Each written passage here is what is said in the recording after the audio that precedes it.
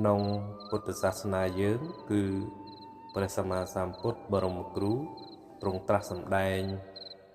អំពីប្រយោជន៍ចំនួន3យ៉ាងប្រយោជន៍មានន័យថាការងារដែលយើងត្រូវតែធ្វើឬក៏ផលសម្រេចអំពីការងារដែលយើងទទួលបានមកហ្នឹងគឺលោកហៅថាប្រយោជន៍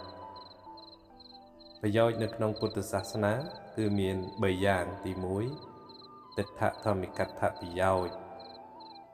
ទី2សម្បរាយកថាប្រយោជន៍និង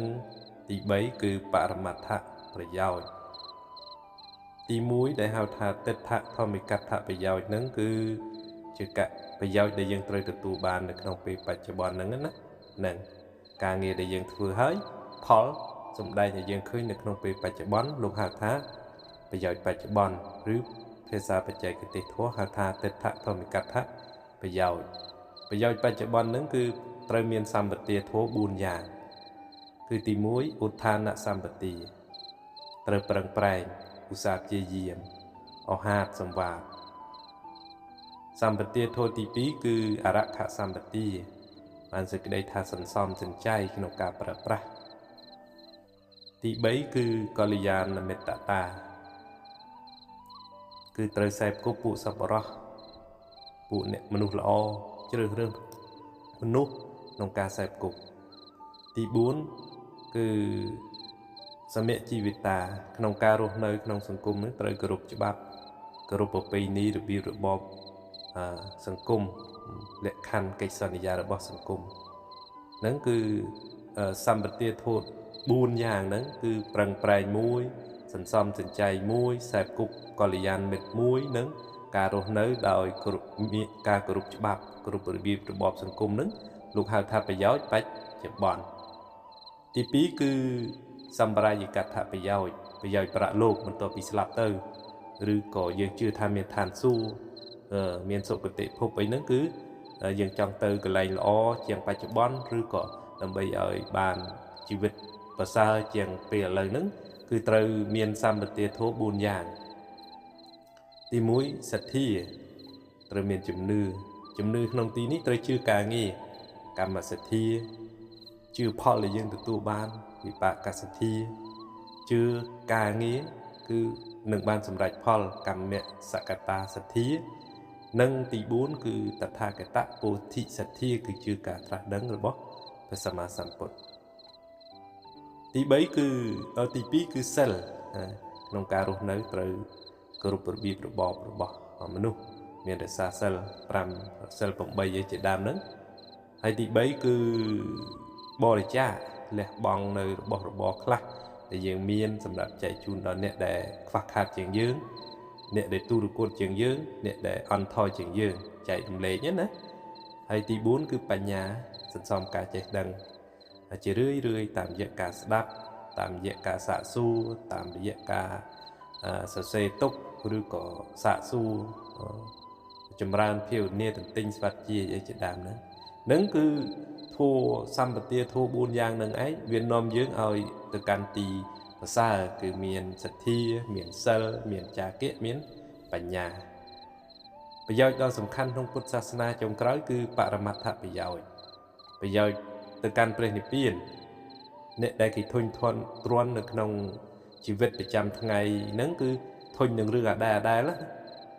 ថ្ងៃនេះហូបបាយងាយថ្ងៃហោរឿងអា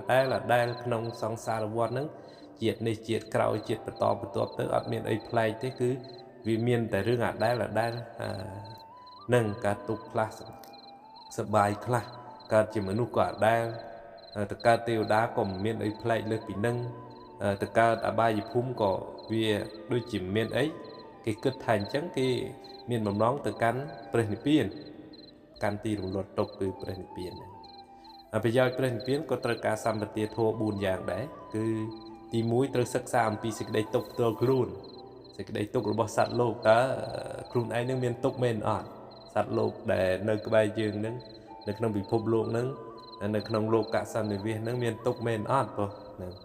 គេហៅថាទុក្ខអរិយសច្ចៈនឹងសិក្សាស្វែងយល់អំពីសេចក្តីទុក្ខនឹងវាមានមែនអត់ ទី2ទុក្ខសមុទយៈអរិយសច្ចៈសិក្សាអំពីហេតុនៅមិនកើតទុក្ខព្រោះទុក្ខទាំងឡាយវាកើតពីហេតុអត់មានសេចក្តីទុក្ខទាំងឡាយទាំងពួងគឺមិនកើតឯងទេច្បាស់ជាមានមូលហេតុនៅមិនកើតទុក្ខទី3គឺនិរោធៈអរិយសច្ចៈបានសេចក្តីថាសិក្សាស្វែងយល់អំពីព្រះនិព្វានពីទីរំលត់ទុក្ខនឹងតើមានឬអត់ស្ដាប់ធម៌ពិចារណាធម៌តាមរយៈការទូមានព្រានបដៅរបស់ព្រះសម្មាសម្ពុទ្ធទៅវាឃើញទីរំលត់ទុក្ខដែលភាសាធម៌គេហៅថាព្រះនិព្វាននឹងហើយទី4គឺមគ្គអរិយសច្ចៈបានសេចក្តីថាស្វែងរកផ្លូវស្វែងរកមគ្គគោលធម៌ដើម្បីធ្វើដំណើរកាន់ទៅកាន់ទីរំលត់ទុក្ខហ្នឹងព្រោះទីរំលត់ទុក្ខហ្នឹងវាអត់អាចទៅដល់បានដោយសារតាមរយៈការបន់ស្រន់បួងសួងទេទៅការបដិបត្តិតាមគោលធម៌ដែលអ្នកប្រាជ្ញព្រះអរិយបុគ្គលមានព្រះសម្មាសម្ពុទ្ធជាដើមលោកទ្រង់បានស្រាវជ្រាវរៀបរកសម្ដែងទុកមកហើយនឹងគឺធម៌ទាំង4នឹងឯងជាបច្ច័យជាផ្លូវសម្រាប់ធ្វើដំណើរទៅកាន់ព្រះនិព្វានក្នុងពុទ្ធសាសនាគឺសម្ដៅអរិយមគ្គអង្គ8ហ្នឹងណាគឺនឹងគឺប្រយោជន៍ចុងក្រោយគឺប្រយោជន៍ព្រះនិព្វានហ្នឹងគឺអញ្ចឹងព្រោះសិក្សាអំពីទុក្ខ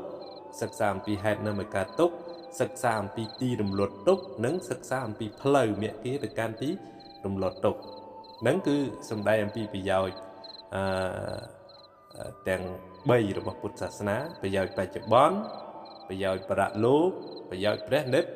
វានប្រយោជន៍ទាំង3ហ្នឹងគឺកើតឡើងដោយការធ្វើការងារដោយការបដិបត្តិដោយការសិក្សាស្រាវជ្រាវរៀនសូត្រនឹងធ្វើតាមអត់មានកើតឡើងទាំងប្រយោជន៍បច្ចុប្បន្នប្រយោជន៍ប្រលោកនិងប្រយោជន៍ព្រះនិព្វាននេះអត់កើតឡើងដោយការបន់ស្រន់បួងសួងទេគឺកើតឡើងអំពីការធ្វើការងារនឹងពុទ្ធសាសនាសូមអរគុណសូមជម្រាបពរ